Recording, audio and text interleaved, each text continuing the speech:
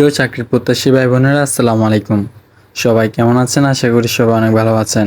কিভাবে আপনি আপনার হাতে থাকা ফোন দিয়ে বাংলাদেশ সেনাবাহিনীর এমওডিসি পদে আবেদন করবেন, সম্পূর্ণ বিস্তারিত আজকের ভিডিওতে দেখানো হবে। প্রথমে একটি ব্রাউজার ওপেন করবেন। ব্রাউজার হচ্ছে গুগল ক্রোম ব্রাউজার। ওপেন করার পরে সার্চ অপশন লিখতে হবে http://modc.tadlbd.com। এটা ক্লিক করার পর প্রথম যে ওয়েবসাইটটি আসবে ওটাতে ক্লিক করতে হবে। এখানে লেখা আছে home page job portal tab, এখানে ক্লিক করা লাগবে। এরপর দেখুন এখানে লেখা আছে ওয়েলকাম টু জব পোর্টাল, এখানে ক্লিক করতে হবে। ব্রাউজার জবস করার পর দেখুন এমার্জেন্সি সৈনিক রিক্রুটমেন্ট 2025 ডাউনলোড ভিউটেড, এখানে যদি আপনি ডাউনলোড দেন তাহলে হচ্ছে অ্যাপ্লিকেশন ডাউনলোড হবে, আর ভিউটেডে দিলে আপনি আবেদন করতে পারবেন।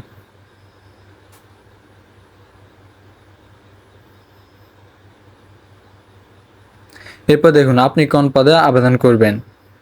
সিএলকেতে আবেদন করবেন, কর্নিক, নাকি হচ্ছে জেনারেল ডিউটি জিডিতে আবেদন করবেন। যদি আপনার পয়েন্ট 3 পয়েন্ট থাকে তাহলে আপনি কর্নিকে আবেদন করতে পারবেন, আর যদি 3 পয়েন্টের নিচে থাকে তাহলে জিডিতে আবেদন করবেন। এখন কথা হচ্ছে আপনি চাইলে 2 পদেই আবেদন করতে পারবেন। যদি আপনার 3 পয়েন্টের উপরে থাকে তাহলে কর্নিক এবং জিডি দুটাতেই আবেদন করা যাবে। যেহেতু আমি জিডিতে করব সেহেতু আমি জিডিতে অ্যাপ্লাই নাওতে ক্লিক করছি। এরপর এখানে লিখতে হবে নিউ অ্যাপ্লিকেশন, এখানে ক্লিক করতে হবে। এরপর দেখুন এখানে হচ্ছে ক্যাটাগরি, আপনি কি এমডিসি সেনা সন্তান, এমএস মানে হচ্ছে এমডিসি সন্তান কোটা। আপনার আব্বু যদি আর্মি এমডিসিতে থাকে তাহলে আপনি দিবেন এমডিসি সন্তান এমএস। আর যদি আপনার আব্বু এমডিসিতে নাই তাহলে হচ্ছে এখানে জেনারেল ডিউটি জিডিতে দিতে হবে। এরপর লেখা আছে অ্যাপ্লাই অ্যাজ নিউ অ্যাপ্লিক্যান্ট, এখানে ক্লিক করতে হবে। ক্লিক করার পরে দেখুন সর্বপ্রথম দিতে হবে ডিস্ট্রিক্ট, এরপর হচ্ছে অ্যাপ্লিকেশন নেম, যে ক্যান্ডিডেটের আবেদন করবেন তার নাম দিতে হবে এবং আবেদনকারীর বাংলা নাম দিতে হবে। এরপর হচ্ছে ফাদার্স নেম, তার বাবার নাম, মাদার্স নেম, তার মায়ের নাম, পিতার নাম বাংলায়, মাতার নাম বাংলা দিতে হবে। এরপরে বাবার এনআইডি দিতে হবে, মাতার এনআইডি দিতে হবে। এরপরে দিতে হবে ফাদার্স স্ট্যাটাস। এই দেখুন এখানে হচ্ছে জীবিত যদি থাকে তাহলে এলিফ দিতে হবে, আর মৃত থাকলে হচ্ছে নিচেটা দিতে হবে। এরপরে বার্থ, ক্যান্ডিডেটের ডেট অফ বার্থ দিতে হবে। এরপরে হচ্ছে ন্যাশনালিটি, এখানে ক্লিক করতে হবে, অবশ্যই বাংলাদেশি, যে ক্লিক করার পর হচ্ছে বাংলাদেশি। এরপর হচ্ছে রিলিজন কি, রিলিজন অবশ্যই হচ্ছে ইসলাম দিতে হবে। এরপর আপনি অবশ্যই এখানে মেল দিতে হবে। এরপর আপনার ন্যাশনাল আইডি নং দিবেন। এরপর বার্থ রেজিস্ট্রেশন দিতে হবে। এরপর আপনি কত ফিট, ক্যান্ডিডেটের উচ্চতা যত এত দিতে হবে 5 ফিট, এখানে ক্লিক করতে হবে 5 ফিট 8। এরপর আসি আমরা ওয়েট, ক্যান্ডিডেটের ওয়েট কত কেজি, আমি দিব 60.500 গ্রাম। এরপর যদি ইমেল থাকে দিতে পারেন, না দিলেও সমস্যা নেই, এটা হচ্ছে অপশনাল। এরপর হচ্ছে মেরিট স্ট্যাটাস, অবশ্যই আনমেরিট দিতে হবে, যদি মেরিট দেন তাহলে কিন্তু আসবে না। এরপর অবশ্যই মোবাইল নাম্বার দিতে হবে। এখানে লক্ষণীয় বিষয় হচ্ছে যারা মোবাইল নাম্বার ভুল করবেন তাদের এসএমএস আসবে না। অবশ্যই মোবাইল নাম্বারটি সঠিকভাবে দিয়ে আবেদন সাবমিট করবেন যেন মেসেজটা আসে। যদি আবেদন করার পর যদি নাম্বারটা ভুল করেন তাহলে মেসেজ আসবে না। এরপর এখানে সুইচ ফাইল, ক্যান্ডিডেটের সুইচ ফাইলের উপর ক্লিক করলে আপনি ছবি দিতে পারবেন। এখানে অবশ্যই সাইজ দিতে হবে ম্যাক্স 100 কেবি। এরপরে হচ্ছে স্কোয়ার দিতে হবে 300x300, background sold blue background দিতে হবে। এরপর ফরম্যাট হচ্ছে জেপিজি অর পিএনজি অনলি দিতে হবে। এরপর আসি এখানে স্থায়ী ঠিকানা, এখানে কেয়ার অফে কী দিবেন, কেয়ার অফে হচ্ছে আপনার গার্জিয়ান, যদি আব্বু থাকে আপনার আব্বুর নাম দিবেন, যদি আপনার গার্জিয়ান ভাই বা বোন হয় তাহলে তার নাম দিবেন, ঠিক আছে। এরপর হচ্ছে ভিলেজ, ডিস্ট্রিক্ট, উপজেলা, পোস্ট কোড। এরপর যদি আপনার বর্তমান ঠিকানা এবং স্থায়ী ঠিকানা সেম হয় তাহলে এখানে ক্লিক করে সেম অ্যাড্রেস দিবেন, ঠিক আছে, তাহলে হবে। এরপর আসি এডুকেশন কোয়ালিফিকেশন, এখানে আপনার মাদ্রাসা দিতে হবে, ঠিক আছে। এখানে মাদ্রাসা আপনি কি এসএসসি দিচ্ছেন নাকি এসএসসি ভোকেশনাল, দাখিল ভোকেশনাল, এরপর ও লেভেল, ও এরপর হচ্ছে আবার এসএসসি ইনক্লুডেন্ট, এইটা দিতে হবে। যেহেতু আমি হচ্ছে দাখিল থেকে দিছি সেহেতু আমি দাখিল এখানে দিব। এরপর এখানে অবশ্যই আপনার বোর্ড দিতে হবে, মাদ্রাসা বোর্ড। এরপরে এখানে দিতে হবে রোল নাম্বার, এখানে রেজাল্ট, এখানে সাবজেক্ট দিতে হবে। এরপরে এখানে পাসিং ইয়ার দিতে হবে।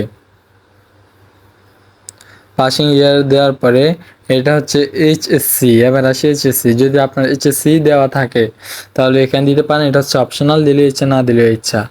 এরপরে আদার্স ইনফরমেশন, অন্যান্য তথ্য হচ্ছে ইতিপূর্বে আপনি কোনো অপরাধে ফৌজদারি মামলা সাজাপ্রাপ্ত হয়েছেন, নো দিতে হবে, ইয়েস দিতে হবে, সরি এখানে নো দিতে হবে।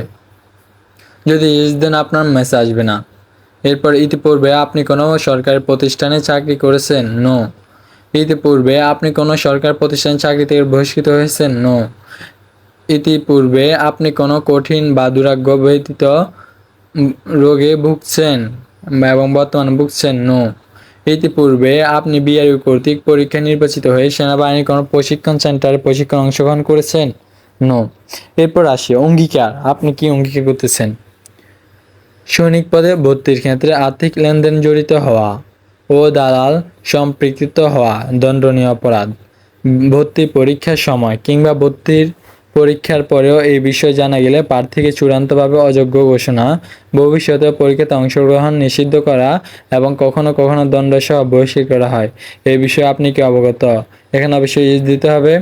এরপর হচ্ছে 7 নাম্বার, এমআরসিতে ভর্তি ইচ্ছুক প্রার্থীদের অনেক সময় বিভিন্ন অসাধু ব্যক্তি বা দালাল কম্পিউটার দোকান কিংবা অন্য কোনো উৎস হতে তথ্য সংগ্রহ করে চাকরির প্রলোভন দেখায়।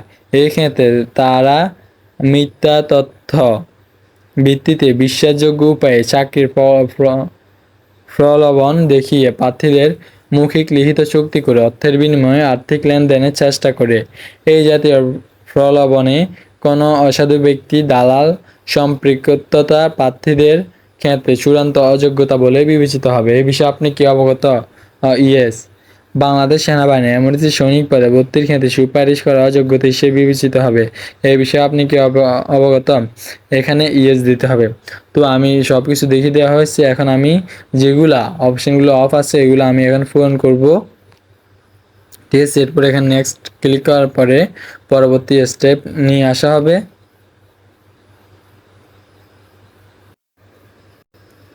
তো আমি আমার সব কিছু এখন পূরণ করে ফেলছি। এরপর আমি এখন এখানে দেখুন নিচে একেবারে নেক্সট লেখা আছে, এখানে নেক্সটে ক্লিক করবেন। ক্লিক করার পরে আপনি আপনার সকল তথ্য একবার সম্পূর্ণ যাচাই করে নেবেন। যাচাই করার পরে এখানে যদি আপনি কোনো তথ্য ভুল দিয়ে থাকেন এখানে ব্যাক দিয়ে সংশোধন করতে পারবেন। এরপরে যেহেতু আমার কোনো কিছু ভুল নয় সেহেতু আমি এখানে কনফার্ম সাবমিট করব। এখানে ওকে ক্লিক করব।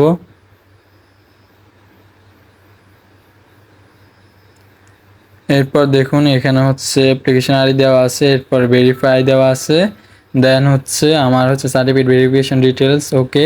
পেমেন্টের স্ট্যাটাস এখনও করি নাই। এরপরে এখানে হচ্ছে পেমেন্ট ইনস্ট্রাকশনস, কীভাবে আবেদন করবেন সেই ইনস্ট্রাকশন। ঠিক আছে, এখানে আবেদন করার পরে দেখুন পে নাও এখানে ক্লিক করতে হবে। ক্লিক করার পরে আপনার যে ওয়ালেট নাম্বার ওইটা ক্লিয়ার দিতে হবে, দেওয়ার পরে এখানে কনফার্ম দিতে হবে। এরপর হচ্ছে এখানে একটা ওটিপি আসবে, ওই নাম্বারে ওটিপিটা এখানে দিতে হবে।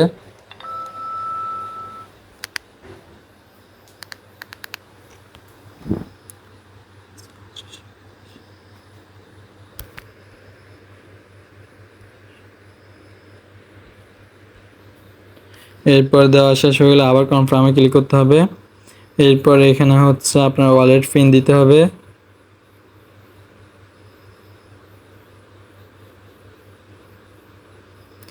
দেখুন আমার আবেদন সাবমিট হয়ে গেছে।